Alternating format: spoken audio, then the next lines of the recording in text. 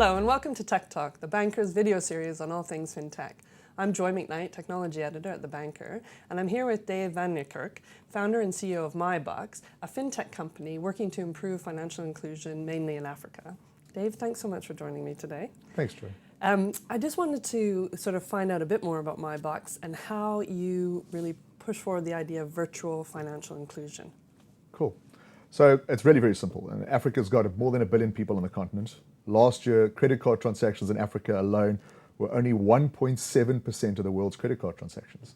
So we're talking about 1 billion people and only 1.7% of the world's credit card transactions. So that just shows you that financial inclusion in Africa is seriously lacking. A lot of those markets have got a lot of room for banking, financial services, credit, insurance, so forth.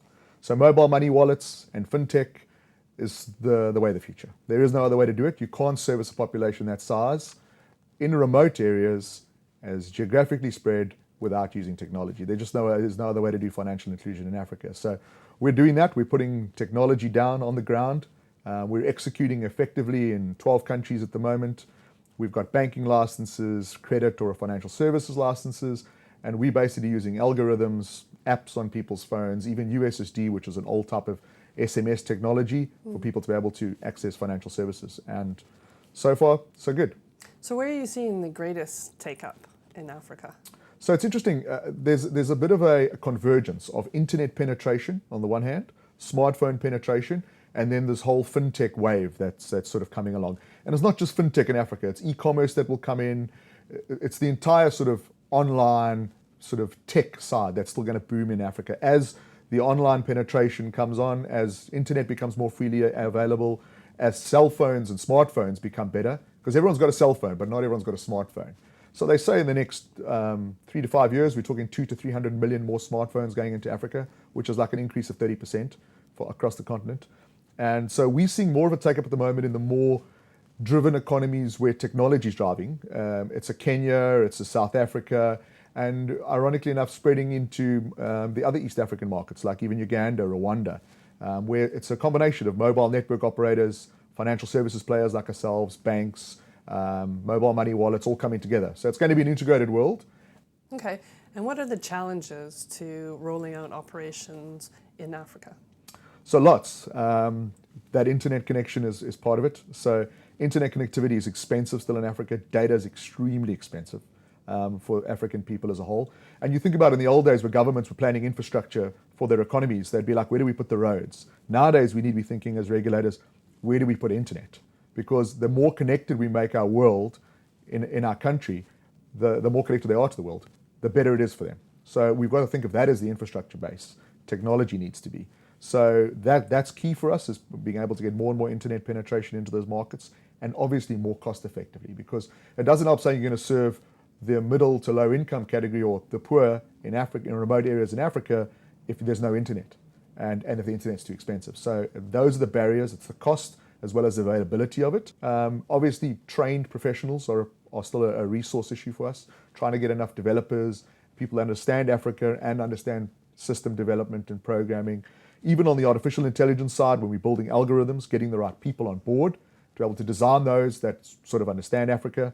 Finding that resource on its own is hard enough, and let alone somebody with some sort of African experience. Recently, we just hired the head of digital banking from Barclays Africa to join the team, to just sort of take us to the next level in terms of banking. So that's a bit of a move on his part to say, well, I'm going to join a fintech company, moving from one of the bigger banks in the world to come and do this in a fintech space. So you'll see it's coming together.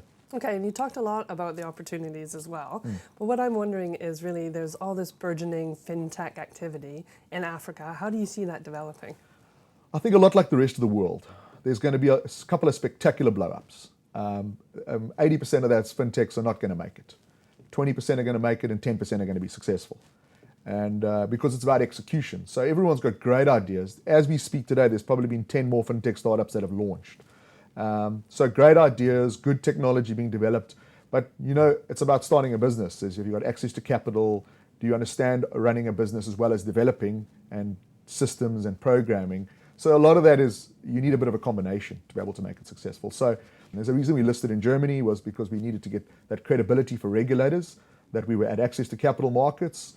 We've got senior people on board that have banking and financial experience, And we've got the fintech element of having all these driven developers that are able to build the latest fintech sort of, how can I put it, sort of fintech initiatives to go forward. So where it's the latest algorithm, where it's the latest and greatest form of technology, where we talk to cell phones or smartphones, where we take information from smartphones, where you interpret credit differently to how a normal banking institution would have interpreted credit. Because in Africa, if you want to service somebody for credit, it's not just about the credit bureau. Because first of all, credit bureaus aren't as advanced as the first world. So you need to look at social data, you need to look at mobile network data, you need to look at transactional history on the phone, how long the person has had the SIM card, the phone, number of contacts on the phone, all of that plays a role. So it's very different taking all of that information and aggregating it and coming out with an algorithm at the end of the day says the probability of default is X, and you should or shouldn't give this person credit, and this is what you should or shouldn't charge him. And that's just one part of it, that's just the lending side. The whole banking side is even more exciting because it's about speed and convenience for people now. You can put money in and take money out much easier. And at the end of the day, that interoperability with mobile wallets is what's going to be the future for banking in Africa. Okay, great. Thanks so much, Dave. Thanks, Joy.